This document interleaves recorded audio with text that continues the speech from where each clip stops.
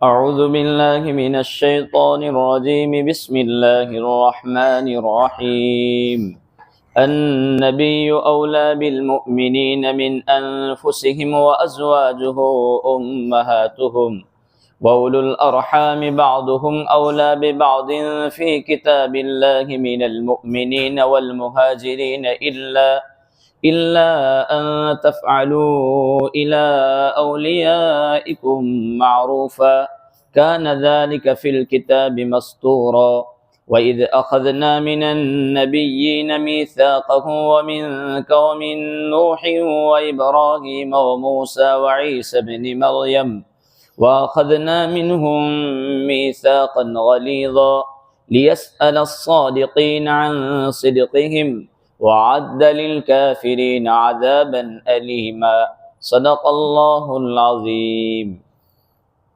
النبی اولا بالمؤمنین، یہ نبی ایمان والوں پر ان کی جانوں سے بھی زیادہ حق رکھتے ہیں، اور نبی کی بیویاں ان کی مائیں ہیں، اور رشتہ دار ان میں سے ایک دوسرے کے زیادہ حقدار ہیں اللہ رب العالمین کی کتاب میں ایمان والوں سے اور مہاجرین سے، مگر یہ کہ تم اپنے دوستوں کے ساتھ عرف کے مطابق کوئی معاملہ کرو، یہ کتاب میں لکھا ہوا ہے۔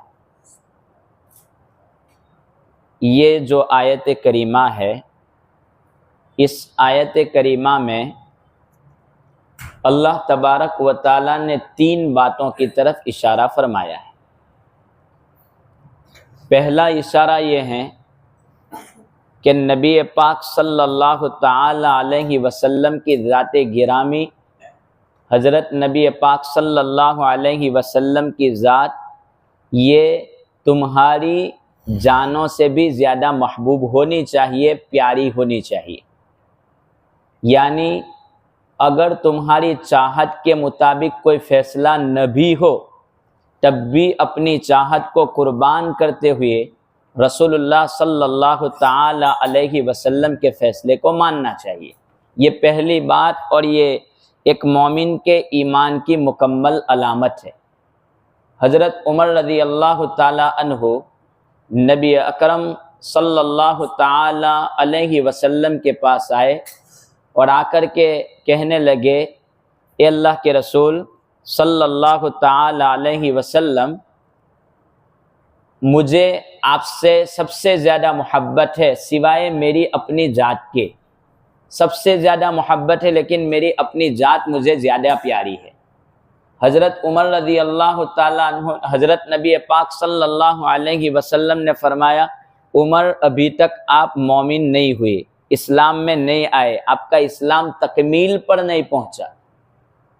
حضرت عمر نے فرمایا کہ اے اللہ کے رسول، اب میری ذات سے بھی زیادہ تم پیارے ہیں۔ تب نبی پاک صلی اللہ علیہ وسلم نے فرمایا، الآن اب تمہارا ایمان مکمل ہوا۔ یعنی ایک مومن کی شان یہ ہونی چاہیے کہ وہ ہر معاملے میں حضرت نبی پاک صلی اللہ علیہ وسلم کی محبت اس کی زیادہ ہو۔ اب محبت حضرت نبی پاک صلی اللہ علیہ وسلم سے 3 تقاضوں پر ہوتی ہے۔ دنیا میں محبت 3 تقاضوں پر ہوتی ہے، 3 قاعدوں سے محبت ہوتی ہے۔ ایک محبت عظمت، ایک محبت شفقت، ایک محبت احسان۔ محبت عظمت کس کو کہتے ہیں؟ جیسے بیٹے اولاد اپنے باپ کو یا اپنے بڑوں کی تعظیم کرتے ہیں، اس کو محبت عظمت کہتے ہیں، کہ چھوٹے بڑوں کی تعظیم کرے، اس کو محبت عظمت کہتے ہیں۔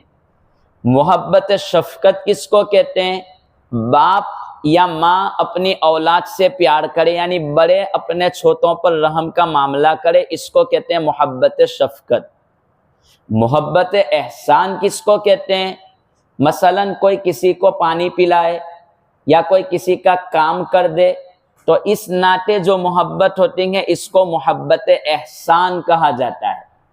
اب یہ تینوں محبتوں میں نبی پاک صلی اللہ تعالی علیہ وسلم زیادہ لائق ہے۔ چاہے محبت عظمت ہو تو بھی، محبت شفقت ہو تو بھی، نہ محبت احسان ہو تو بھی، رسول اکرم صلی اللہ تعالی علیہ وسلم کی ذات زیادہ، اور حدیث شریف میں ہے لا یؤمن احدکم حتی اکون احب الیہ من والدہ وولدہ والناس اجمعین. یہ حدیث میں یہ تینوں محبتوں کا ذکر ہے. احب الیہ من والدہ، والد سے مراد محبت عظمت، یعنی اگر کسی کا احترام کرتے ہوئے آپ محبت کرتے ہو تو تمہارے باپ سے بھی زیادہ مجھ سے محبت ہونی چاہیے، پہلا مسئلہ. پھر ولدہ، اگر کوئی محبت شفقت کرتے ہوئے اپنی اولاد سے محبت کرتا ہے تو اس سے بھی زیادہ محبت مجھ سے ہونی چاہیے. والناس اجمعین، اور اگر کوئی احسان کے بل بوتے پر لوگوں سے محبت کرتا ہے تو اس سے زیادہ محبت مجھ سے ہونی چاہیے. یہ تینوں باتیں اس حدیث شریف میں ذکر کر دی کہ اگر کوئی یوں کر کے کہ اپنی اولاد کو چھیڑتا نہیں ہے کہ اولاد ناراض ہو جائے گی تو یہ محبت شفقت کے خلاف ہے. حضور صلی اللہ تعالی علیہ وسلم کی محبت کا تقاضا یہ ہے کہ اپنی اولاد سے بھی زیادہ محبت کی جائے، اور یہ ہونا چاہیے اور ایک مومن کی شان ہونی چاہیے. اور صحابہ کرام رضی اللہ تعالی عنہم نے اس کا عملی نمونہ پیش کیا تھا کہ محبت کس کو کہتے ہیں. حضرت عبداللہ ابن زید ابن عبد ربی رسول اللہ صلی اللہ علیہ وسلم کے پاس آئے اور آ کر کے کہنے لگے کہ اللہ کے رسول صلی اللہ علیہ وسلم میں بے چین ہو جاتا ہوں جب آپ کو دیکھتا نہیں ہوں، تو جب آپ کو دیکھ لیتا ہوں تو مجھے چین سکون آتا ہے. تو یہاں پر تو مسئلہ ختم ہو جاتا ہے، لیکن کل جنت میں کیا کریں گے؟ آپ لوگوں نبیوں کا مقام تو بہت اوپر ہوگا اور ہمارا مقام تو بہت نیچے ہوگا، آپ سے ملاقات تو ہوگی نہیں، تو اس وقت محبت کا کیا مسئلہ حل ہوگا؟ تو اس وقت قرآن کریم کی آیت رسول اللہ صلی اللہ علیہ وسلم نے سنائی وَمَن يُطِعِ اللَّهَ وَالرَّسُولَ فَأُولَئِكَ مَعَ الَّذِينَ أَنْعَمَ اللَّهُ عَلَيْهِمْ مِنَ النَّبِيِّينَ والصدیقین والشہداء والصالحین وحسن اولئک رفیقا، کہ جو اللہ تبارک و تعالی اور اس کے رسول کی اطاعت کرے، ان کا کہا مانے، ان پر عمل کرے، تو وہ کل قیامت کے دن صدیقین، شہداء اور انبیاء کے ساتھ اس کا حشر ہوگا. اور یاد رہیں کوئی ولی اس وقت تک ولی نہیں بن سکتا جب تک کہ وہ حضور صلی اللہ علیہ وسلم کی سنت کو مکمل عمل میں نہ لاوے. وہاں تک وہ ولی اپنے مقام پر نہیں پہنچ سکتا. ولی کو ولی بننے کے لیے ضروری ہے کہ وہ حضور کی ہر سنت پر عمل کرے. تو یہ عبداللہ ابن زید ابن عبد ربی حضور کے پاس آئے تو یہ قرآن کی آیت سنائی، لیکن یہی عبداللہ ابن زید ابن عبد ربی کے سلسلے میں ہے کہ وہ کھیت میں کام کر رہے تھے. کام کرتے کرتے خبر ملی کہ حضور دنیا سے رخصت ہو گئے، انتقال ہو گیا. تو انہوں نے کہا کہ اللہ میری آنکھیں تو لے لے، مجھے اندھا بنا دے. چنانچہ عبداللہ ابن زید ابن عبد ربی وہ ایک مستجاب الدعوات صحابی تھے، ان کی دعائیں قبول ہو جاتی تھی. فوراً ان کی آنکھیں چلی گئی، اندھے ہو گئے. کہا کہ بس ان آنکھوں کا کیا کام، یہ آنکھیں تو حضور کو دیکھنے کے لیے تھی، اب حضور نہیں رہے تو ان آنکھوں سے میں کس کو دیکھا کروں گا. یہ محبت تھی. اللہ تبارک و تعالی حقیقی محبت ہمیں نصیب فرمائے. تو اس آیت میں پہلی بات النبی اولا بالمؤمنین، ہر مومن کے لیے ضروری ہے کہ وہ حضور سے محبت کریں. مولانا محمد امین صفدر اکاڑوی رحمت اللہ علیہ ایک بہت بڑے بزرگ گزرے ہیں. مولانا محمد امین صفدر اکاڑوی یہ بڑے بزرگ گزرے ہیں.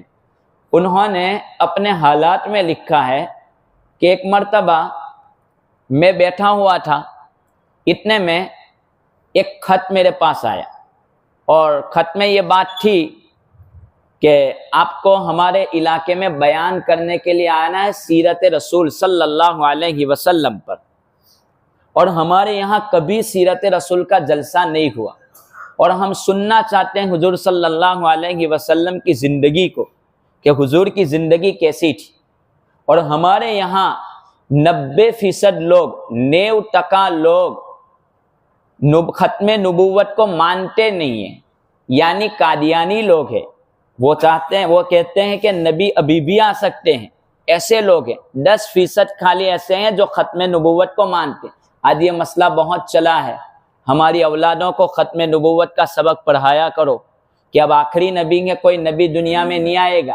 ہم تو اپنے گھروں سے چھوٹ جاتے ہیں، لیکن باہر کی دنیا جب اولادیں دیکھتی ہیں تو یہ مسئلہ ان کے دل و دماغ میں چلتا ہے، اور اس مسئلے کو دیکھ کر کے ہماری اولادیں گمراہی کی طرف جا سکتی ہے۔ روزانہ یہ سبق ہونا چاہیے، یہ آخری نبی ہے ہمارے، ان کے بعد کوئی نبی نہیں۔ قرآن نے یہ قیامت سے پہلے بہت ہوگا کہ لوگ جھوٹے نبی دنیا میں آئیں گے، لوگ ان کے پیروکار بن جائیں گے، اور یہ تو ہمارے نزدیک کا بہت بڑا فتنہ ہے۔ شکیل بن حنیف کا سورت تک آ چکا ہے۔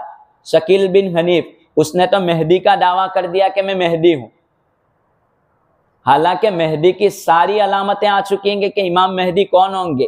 حضور نے فرمایا کہ مہدی کا نام میرے نام پر ہوگا، مہدی کے باپ کا نام میرے باپ کے نام پر ہوگا، یعنی محمد بن عبداللہ ہوں گے، وہ نہیں ہوگا، اس کا نام شکیل ہے۔ خیر، ایسے فتنے آئیں گے، اسی لیے اپنی اولادوں کو یہ سبق پڑھایا کریں کہ یہ آخری نبی ہے، کوئی نبی دنیا میں نہیں آئیں گے۔ خیر، تو مولانا محمد امین صفدر اکاڑوی کہتے ہیں کہ ان کا محبت بھرا خط میرے ہاتھوں میں پہنچا، کہا کہ سیرت پر آج تک کوئی جلسہ نہیں ہوا اور مجھے جانا ہے۔ کہا کہ چلو، ان کے یہ بہت محبت بھرا پیغام ہے، مجھے جانا چاہیے اس جلسے میں۔ تو میں نے سوچا، اور میں نے وہ سفر کی تاریخ بھی رکھ دی کہ فلاں تاریخ کو میں آپ کے علاقے میں پہنچ جاؤں گا۔ چنانچہ میں ٹرین کے ذریعے روانہ ہوا، اترا، اور تاگا لے کر کے، وہ سائیکل لے کر کے میں ان کے گاؤں تک پہنچ گیا۔ وہاں پہنچا تو کچھ لوگ میرے استقبال میں کھڑے تھے، انہوں نے مجھے کچھ ہدیہ دیا اور پیسے دیے، اور کہا کہ حضرت یہ پیسے لو، یہ ہدیہ لو، اور بیان نہیں کرنا ہے، آپ اپنے گھر چلے جاؤ، ہمارا بیان ہو چکا۔ میں نے پوچھا ایسا کیوں؟ کہا کہ ہمارے گاؤں میں 90% قادیانی لوگ ہیں، انہوں نے ہمیں دھمکی دی ہے کہ اگر یہ بیان ہوا تو کوئی مسلمان کو ہم باقی نہیں چھوڑیں گے، سب کو ماریں گے، بیان نہیں ہونے دیں گے۔ اگر آپ کو اپنی ذات سے اس ذات کی حفاظت کروانا ہے تو بیان موقوف کرا دو، روک دو، چلے جاؤ۔ مولانا محمد امین صفدر اکاڑوی کہتے ہیں کہ میں نے وہ ہدیہ واپس کر دیا، اور میں نے کہا تمہارا معاملہ ہوتا یا تمہاری ذات کا معاملہ ہوتا یا میری ذات کا معاملہ ہوتا تو میں چھوڑ دیتا، کوئی مسئلہ نہیں، لیکن یہ تو میرے رسول صلی اللہ تعالی علیہ وسلم کی ذات کا مسئلہ ہے، اس مسئلے کو معاف نہیں کیا جا سکتا۔ یہاں بیان ہوگا اور آج ہی کے وقت میں ہوگا بس۔ تو کہا کہ آپ تو بیان کر کے چلے جائیں گے، لیکن ہمارا مسئلہ آ کر کے کھڑا ہو جائے گا، پھر کیا ہوگا؟ کہا کہ کوئی مسئلہ نہیں، ادھر آس پاس کے گاؤں میں، علاقے میں کوئی ایسا باروب آدمی ہے کہ جس سے پورا علاقہ کانپتا ہو، ڈرتا ہو، ایسا کوئی آدمی ہے؟ کہا کہ ایک ڈاکو ہے، نورا ڈاکو، ایک ڈاکو ہے جس سے پورا علاقہ ڈرتا ہے، اس کی بات سب کو ماننی پڑتی ہے۔ کہا چلو مجھے اس کے پاس لے چلو۔ چنانچہ وہ نورا ڈاکو کے پاس وہ مولانا محمد امین صفدر اکاڑوی کو لے کر کے چلے۔ وہاں پہنچے، نورا ڈاکو کا دروازہ کھٹکھٹایا، کہا کہ سب لوگ ادھر، کیسے، کیا تکلیف ہوئی؟ سب لوگ یہاں آ کر کے کھڑے ہو گئے۔ تو مولانا محمد امین صفدر نے کہا کہ بات ہماری نہیں ہے، حضرت نبی پاک صلی اللہ علیہ وسلم کی سیرت پر بات آ کر کے رکی ہوئی ہے، اور مسئلہ یہ ہے، پورا واقعہ سنایا، گاؤں والوں نے بیان کرنے سے روک دیا ہے، حضور کی سیرت پر جلسہ نہیں ہو سکتا۔ کہا کہ ایسی بات ہے، یاد رکھو میں ڈاکو ضرور ہوں لیکن بے غیرت نہیں ہوں، میں ڈاکو ہوں لیکن بے غیرت نہیں ہوں، بیان ہوگا چلو۔ چنانچہ وہ ڈنڈا لے کر کے وہ نورا ڈاکو آیا، 3 گھنٹے کنٹینیو لگاتار بیان ہوا، وہ پہرا دیتا رہا، بیان ختم ہوا اس گاؤں میں، اور بیان کے ختم پر اس نے اعلان کیا، سب کو میں اعلان کر کے کہتا ہوں کوئی کسی مسلمان پر آنکھ اٹھا کر کے بھی نہیں دیکھے گا، اس کی شامت آئے گی اگر کسی نے آنکھ اٹھا کر کے دیکھا، اور میں جا رہا ہوں، مسلمان یہاں عزت سے رہیں گے، یہ حضور کی بات ہے۔ چنانچہ بیان ختم ہو گیا، مولانا اپنے وطن چلے گئے، مسئلہ ختم ہو گیا۔ مولانا محمد امین صفدر کہتے ہیں کہ کچھ مہینوں کے بعد ایک آدمی میرے پاس آیا جس کے سر پر عمامہ تھا، پگڑی، اور چہرے پر داڑھی تھی اور آنکھوں سے آنسو جاری تھے، زبان پر درود تھا۔ ایک آدمی آیا روتا ہوا اور آ کر کے کہنے لگا، ملاقات کی، میں نے کہا آپ کون، کیسے آپ کا آنا ہوا؟ کہا کہ حضرت میں نورا ڈاکو ہوں۔ کہا کیا مسئلہ پیش آیا، کیوں آئے ہو؟ کہا کہ جس رات جو بیان ہوا تھا اس رات میں جب میں سویا، حضرت نبی پاک صلی اللہ تعالی علیہ وسلم کے خواب میں زیارت ہوئی ہے۔ حضور صلی اللہ علیہ وسلم نے اس میں فرمایا، میں اور میرا اللہ، اے نورا تجھ سے راضی ہے، تجھ سے محبت ہے، تجھ سے راضی ہو گئے، اور آج تو نے میری سیرت پر پہرا دیا ہے، ختم نبوت پر تو نے پہرا دیا ہے، اللہ تعالیٰ تجھے بچائیں گے، تجھے ہدایت دیں گے، تجھے جنت دیں گے۔ بس اسی وقت سے بس میں نے اپنا لباس سب تبدیل کر دیا، اسی محبت نے میں آپ کے پاس آیا ہوں کہ میں آپ کا شکریہ ادا کروں کہ آپ کی وجہ سے مجھے یہ مقام ملا ہے۔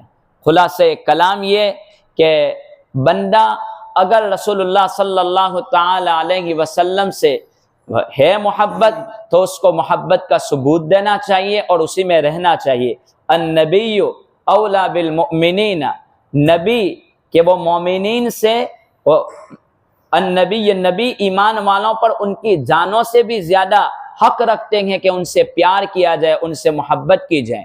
حضرت علی فرماتے ہیں کہ اپنی اولادوں کو نبی کا ادب سکھاؤ، نبی کی سنت سکھاؤ، نبی کا پیار سکھاؤ، نبی کے گھرانے کا پیار سکھاؤ، قرآن کی تعلیم سکھاؤ اور انہیں ادب سکھاؤ۔ حضرت علی فرماتے ہیں کہ اپنی اولادوں کو یہ سکھاؤ، النبی اولا بالمؤمنین من انفسہم۔ یہ پہلی بات، یہ قرآن کریم کی پہلی بات۔ اس آیت کے سلسلے میں علماء نے ایک دوسری بات لکھی کہ اس آیت کی دوسری تفسیر علماء نے یہ لکھی ہے کہ حضرت نبی پاک صلی اللہ علیہ وسلم جب کسی کا جنازہ آتا تو پوچھتے کہ اس کا کوئی قرضہ ہے، تو کوئی کہتا کہ قرضہ ہے، تو حضور جنازے کی نماز نہیں پڑھاتے، چھوڑ دیتے اور کہتے کہ بھائی تم لوگ نماز پڑھ لو، میں نماز نہیں پڑھتا۔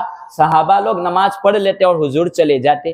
یہ مسئلہ آیا، لیکن جب فراوانی ہو گئی، مال زیادہ آیا حضور کے پاس اور ایمان والوں کے پاس کچھ مال کی فراوانی ہوئی، مال کی زیادتی ہونے لگی، تو حضور صلی اللہ علیہ وسلم اب کوئی جنازہ آتا قرض والا تو حضور خود جنازے کی نماز پڑھاتے اور کہتے اس کا جو قرضہ ہے وہ قرضہ میرے ذمہ ہے، وہ قرضہ میں ادا کر دوں گا۔ اور حضور خود فرماتے النبی انا اولا بالمؤمنین من انفسہم، کہ میں مومنین پر زیادہ شفقت والا ہوں ان کی جانوں سے۔ اس آیت کو لے کر علماء نے لکھا ہے کہ جب حضور کو اپنے باپ سے بھی زیادہ پیار ہے کہ وہ اس طریقے سے اپنے ذمہ لے رہے ہیں، تو مومن کو بھی چاہیے کہ وہ اتنا حق ادا کیا کریں، ان کی سنتوں کی پیروی کریں۔ اس سے ایک مسئلہ یہ بھی معلوم ہوا کہ لوگ اپنی بہنوں کے حقوق ضائع کر کے یا لوگوں کے قرضے لے کر کے نہ دے کر کے یا لوگوں سے دھوکہ دے کر کے عمرہ پر عمرہ کر رہے ہیں، صفوں میں کھڑے ہیں پہلی اور تہجد کے پابند ہیں، شب و روز قرآن کی تلاوت کرتے ہیں اور حق ادا نہیں کرتے، تو ان کے لیے مسئلہ ہے۔ صحابہ کی نماز حضور نے نہیں پڑھی، صحابی ہی تھے وہ انتقال کرنے والے، کہ اگر حق نہیں دیتے ہیں، قرضہ ہی ہے وہ ایک قسم کا اپنی بہنہ، وہ قرضے سے بھی زیادہ خطرناک چیز ہے کہ حق ادا نہیں کرتے تو ان کی آخرت کا خطرہ ہے۔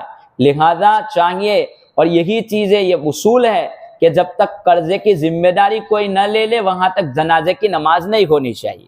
لہذا ہماری آخرت خراب نہ کریں، عمرہ پر عمرہ کرنے کی ضرورت نہیں ہے، اس سے پہلے یہ کہ ہم اپنی بہنوں کے حقوق، اپنی پھوپھیوں کے حقوق یا اپنے رشتہ داروں کے حقوق دیں، اس کے بعد آپ عبادتوں میں لگیں۔ عبادت اپنی جگہ الگ ہے، لیکن حقوق اللہ کا، حقوق العباد کا مسئلہ بھی بڑا خطرناک ہے۔ جی، یہ ایک پہلا مسئلہ کہ نبی سے ہر ایک کو محبت ہونی چاہیے۔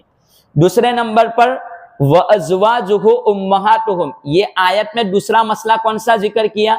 اور حضرت نبی پاک صلی اللہ علیہ وسلم کی ازواج یہ تمہاری مائیں ہیں، یہ حکم دیا گیا۔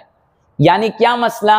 حضور صلی اللہ تعالی علیہ وسلم کی ازواج تمہاری مائیں ہیں کا مطلب یہ کہ جس طریقے سے ایک آدمی اپنی ماں سے نکاح نہیں کر سکتا، حضور صلی اللہ علیہ وسلم کی جو ازواج ہے حضور کے انتقال کے بعد کوئی ان سے نکاح نہیں کر سکتا، یہ عام مسئلہ ہو گیا۔ جس طریقے سے ایک آدمی اپنی ماں کا احترام کرتا ہے، اس طریقے سے حضور صلی اللہ علیہ وسلم کی ازواج کا ہماری ماؤں کا احترام ضروری ہے، یہ عام تعلیم دے دی گئی۔ لیکن دو چیزیں ماؤں سے الگ، احترام بھی کرنا ہے اور ان کو اپنی ماؤں کی طرح احترام کرنا ہے، اور یہ چیز، لیکن دوسری دو چیزیں اس سے الگ ہے۔ نکاح نہیں کر سکتا، لیکن دو چیزیں ہیں، وہ دو چیزیں کون سی؟ اپنی ماں سے پردہ نہیں، کوئی اپنی ماں سے پردہ نہیں کرتا، لیکن ازواج مطہرات کا پردہ کیا جائے گا۔ اور دوسرا مسئلہ کون سا؟ دوسرا مسئلہ یہ کہ اپنی ماں کی وراثت اولاد کو ملتی ہے، لیکن حضور صلی اللہ علیہ وسلم کی ازواج کی میراث امت کو نہیں ملے گی۔ وہ احترام آپ کو کرنا ہے لیکن میراث نہیں ملے گی۔ تو دوسرا مسئلہ یہ کہ امہات المؤمنین کا احترام بھی لازم ہے۔ یہ تو اس وقت تھا، لیکن قیامت تک کے لیے بھی یہ مسئلہ رہے گا کہ اگر حضور صلی اللہ علیہ وسلم کی ازواج کے متعلق شان میں کوئی گستاخی کرتا ہے تو مسلمان کا عقیدہ یہ ہونا چاہیے کہ اس سلسلے میں وہ گستاخی کو برداشت نہ کریں، اس کا جواب دیں۔ آج ہمارے لیے ہم نے پڑھا ہی نہیں ہے کہ حضور کی سیرت کیا ہے۔ جب لوگ سوال بکواس کرتے ہیں حضور کی ازواج پر کہ حضور نے 11 نکاح کیے، حضور نے حضرت عائشہ سے نکاح کیا، کون سی عمر میں نکاح کیا، جب یہ باتیں آتی ہیں تو مسلمانوں کے پاس کوئی نالج نہیں ہوتا، کوئی جواب نہیں بن پاتا ہے کہ کیا کیا ہے۔ حضور نے اتنے سال میں نکاح کر لیا، 6 سال کی عمر میں حضور کا، حضرت عائشہ کی عمر 6 سال کی تھی، 6 سال کی عمر تھی نے حضور کا نکاح ہو چکا تھا، اور 9 سال کی عمر ہوئی کہ حضرت عائشہ کی رخصتی ہو گئی۔ تو اب یہ سوال میڈیا پر چلتا ہے، غیر لوگ اٹھاتے ہیں، اور اسی سوال کو لے کر کے مسلمان بھی کہتے ہیں کہ یہ مسئلہ، لیکن اس سلسلے میں پوری بات ہونی چاہیے، آدمی کو نالج ہونا چاہیے کہ یہ کیا چیز ہے۔ حضرت عائشہ کے بارے میں گستاخی کرتے ہیں، یہ گستاخی کہاں تک درست ہے؟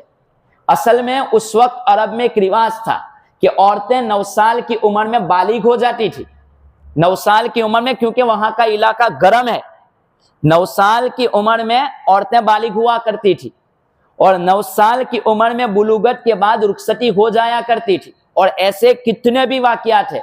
اور حضرت نبی پاک صلی اللہ علیہ وسلم کا حضرت عائشہ کا نکاح آسمان سے حکم کے تحت ہے۔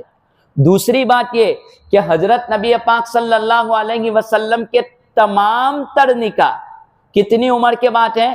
جس وقت حضرت خدیجہ کے انتقال کے بعد دوسرے نکاح ہوئے ہیں، اور حضرت خدیجہ کا انتقال حضرت نبی پاک صلی اللہ علیہ وسلم سے 25 سال کی عمر میں حضرت خدیجہ کا نکاح ہوا۔ حضرت خدیجہ کی عمر 40 سال کی۔ خواہش کا مسئلہ اگر تھا تو یہ نوجوانی کی عمر تھی، کوئی کنواری سے شادی ایسے وقت میں کر سکتے تھے، لیکن آپ کی جوانی ڈھل گئی، اور ڈھلنے کے بعد جب آپ 50 سال کی عمر کو پہنچے، اس کے بعد آپ کے دوسرے نکاح ہوئے ہیں، اور 1.5 عمر سے زیادہ عمر آپ کی ہو چکی، بڑھاپا آواز دینے لگا، اس وقت نکاح ہوا۔ ہاں، حضرت عائشہ ایک کنواری عورت تھی، باقی سب بیوائیں تھیں، سب بیوائیں۔ اب حضور کا زیادہ نکاح کیوں ہوئے، اس کا بھی ایک مسئلہ ہے، اس لیے کہ باہر کے جو مسائل تھے، باہر کے جو مسائل، وہ تو صحابہ بتلا دیتے تھے کہ یہ حضور نے یہ فرمایا، یہ چلنے کا طریقہ، یہ ساری چیزیں، لیکن گھر کے جو مسئلے تھے، وہ گھر کے مسئلے کون بتاتا، کیسے یاد رہتے؟ اور حضرت عائشہ ایک نوجوان تھی، وہ چھوٹی بچی تھی، وہ ایک نوجوان تھی، وہ یہ سمجھ سکتی تھی، اس کا ذہن تیز تھا تاکہ وہ مسائل کو اپنے اندر لے لیتی اور امت کے سامنے اندر کے مسائل باہر کر سکتی، اور امت کو اندر کے مسائل پتہ چلتے۔ اس لیے یہ حضرت عائشہ رضی اللہ تعالی عنہا سے حضور صلی اللہ علیہ وسلم کا نکاح ہوا ہے۔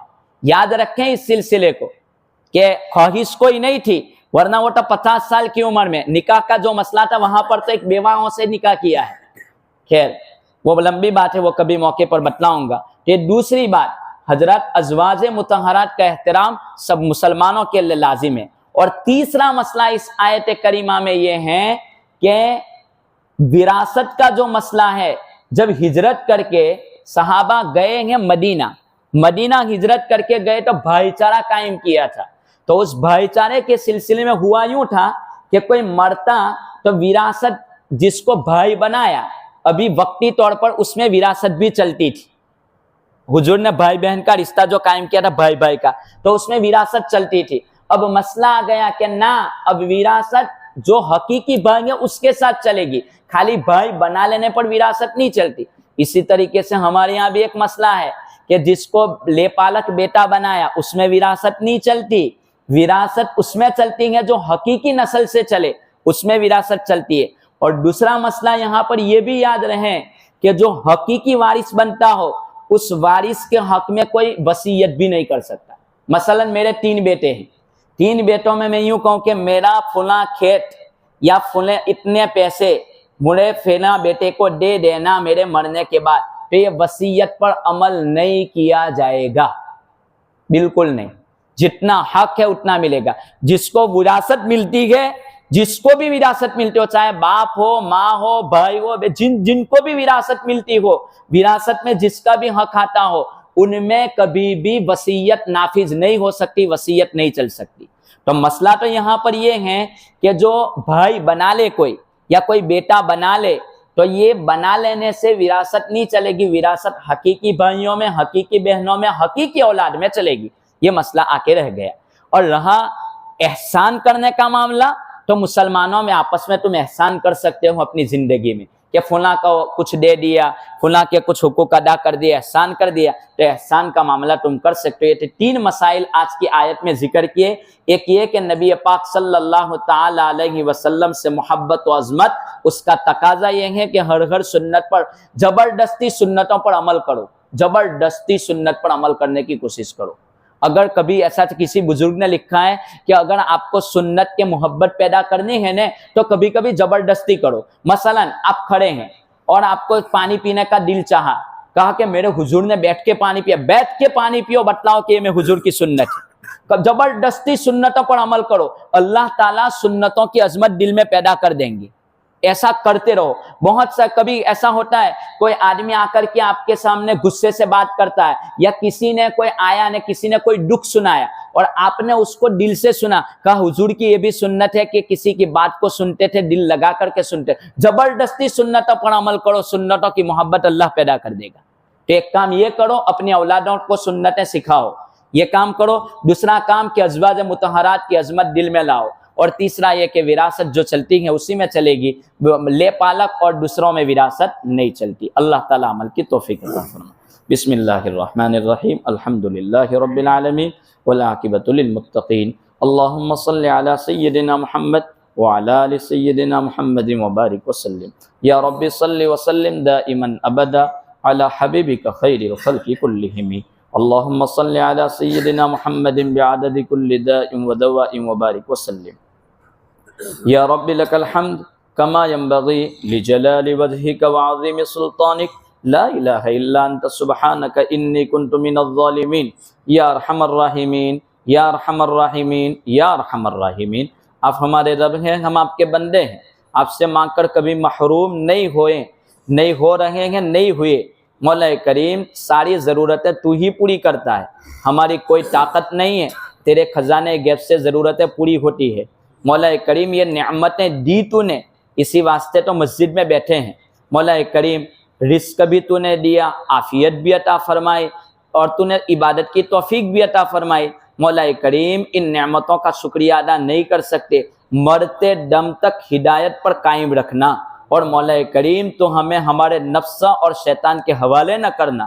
مولا کریم ہم ہدایت کی بھیک مانگتے ہیں, ہدایت عطا فرما. یہ رمضان ہماری ترقی کا ذریعہ بنا, ہماری مغفرت کا ذریعہ بنا, جنت میں داخلے کا ذریعہ بنا, جہنم سے بچاؤ کا ذریعہ بنا دے. مولا کریم ہمارے روزے قبول فرما, تراویح قبول فرما, عبادتیں قبول فرما لے. مولا کتنے مرحومین دنیا سے چلے گئے, ہمارے والدین, رشتہ دار, اساتذہ, اصولیین, فروعین, قریبی بعید, بہت سارے مرحومین. وہ اس وقت اس حالت میں ہے کہ کوئی ان کے لیے ایصال ثواب کرے. مولا کریم ہم آپ سے ان کی مغفرت کے لیے دعا کرتے ہیں, مولا ان کی مغفرت فرما دے. مولا کریم امت کے گنہگاروں کو معاف کر دے, امت کے گنہگاروں کی مغفرت فرما, ہدایت عطا فرما دے. مقروضین کے قرض ادا فرما، بے روزگاروں کو عزت والی روزی نصیب فرما، پریشان ہانوں کی پریشانیاں دور فرما۔ مولا کریم جہاں نوجوان اور لوگ مرد حضرات نوکری ملازمت اور تجارت کر کے اپنے گھر کا کاروبار چلاتے ہیں، وہاں پر ماں بہنیں اپنے گھروں کا انتظام سنبھالتی ہے، مولا ان کو بھی جزائے خیر عطا فرما، ان کی خدمت قبول فرما، ان کی عبادتوں کو بھی قبول فرما۔ ہماری یہ دعائیں محض آپ ہی کے فضل و کرم اور نبی پاک صلی اللہ تعالی علیہ وسلم کے صدقے طفیل میں اور آپ کے برگزیدہ اور نیک بندوں کے صدقے میں اور حاضرین میں آپ کا جو بھی نیک بندہ اور نیک بندی ہو اس کی آمین پر یہ دعائیں قبول فرما۔ وصلی اللہ تعالی علی خیر خلقی محمد وعلی آلہ واصحابہ اجمعین برحمتک۔